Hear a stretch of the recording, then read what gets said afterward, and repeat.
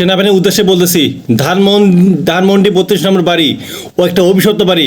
ছাত্র জনতা ধানমন্ডি 32 নম্বর বাড়িকে আজকে মাটির সাথে মিশে দেবে। কোনো সেনাবাহিনী কেউ যদি এই ছাত্র জনতার কাছে হাত দেয়, সেনাবাহিনী পুটকির পিঠের চামড়া একদম তুলে নেবে, একদম পিঠের চামড়ার সাথে তুলে নেবো।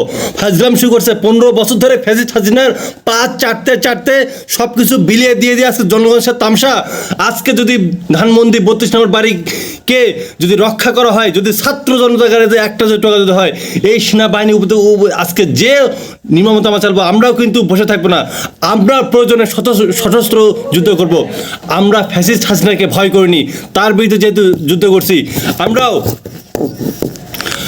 যেহেতু যুদ্ধ করছি, সেনাবাহিনী হোক, পুলিশ বাহিনী হোক, আর যে বাহিনী হোক, সমস্ত বাহিনীর বিরুদ্ধে 15 বছর ধরে আমরা যুদ্ধ করে আসছি।